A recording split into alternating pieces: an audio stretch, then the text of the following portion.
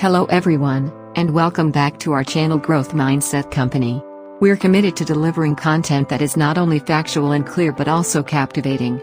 Our goal is to foster a network of perpetual learners, empowered to make enlightened choices in both their career and personal life. To stay abreast of all the latest editions, we recommend subscribing to our channel. Today, we have a special topic, Clause 10.1 and Quat, taking over of the works in sections and Quat, from the FIDIC Yellow Book 1999. This clause is pivotal in the transition phase of a construction project, and understanding it is crucial for both contractors and employers. Before we begin, please hit the like, share and subscribe button below. So, let's dive right in. What is Clause 10.1? Clause 10.1 serves as a pivotal moment when the employer assumes responsibility for the completed works. However, this is far from a simple handover. The contractor must formally request a taking over certificate, ensuring that it is done at least 14 days prior to deeming the works as complete. If the works are divided into sections, the contractor may seek separate certificates for each section. Upon receiving the request, the engineer has a time frame of 28 days to make a decision regarding the issuance of the certificate.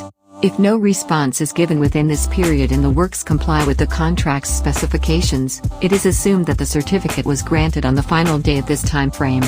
Interactions with other clauses. This particular clause intertwines with other clauses such as Subclause 10.2, which deals with the taking over of parts of the works, and Subclause 10.3, pertaining to interference with tests on completion. These interactions ensure that the entire process flows seamlessly, remains fair, and aligns with the contract's terms.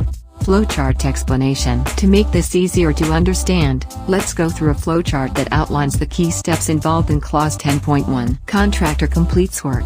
The journey starts when the contractor completes the work according to the contract specifications. Request for taking over certificate. The contractor then formally requests the engineer to issue a taking over certificate. Engineer's review. The engineer reviews the completed works and decides whether to issue the taking over certificate. If approved, the engineer issues the taking over certificate, and the works are officially handed over to the employer. If denied, the engineer specifies the reasons for denial, and the contractor must rectify these issues before reapplying. Defects Liability Period. After the taking over certificate is issued, the defects liability period begins, during which the contractor is still responsible for any defects that may arise. End of contract. Finally, the contract concludes, typically after the defects liability period ends. Mind map overview. Now, let's look at a mind map that encapsulates the essence of Clause 10.1 and its relationship with other clauses. Purpose. The primary objective is the transfer of responsibility from the contractor to the employer. Implications. There are legal and financial implications, such as liabilities and insurances that shift from the contractor to the employer. Primary aspects. These include the request for the taking over certificate, the engineer's review, and the actual issuance of the certificate. Interaction with other clauses. Clause 10.1 doesn't operate in isolation. It interacts with other clauses like Clause 8.4, which deals with the extension of time for completion, and Clause 4.2, which talks about performance security. Real-world implications and case studies. Understanding Clause 10.1 is not just about knowing what the contract says. It's about understanding how it applies in real-world scenarios.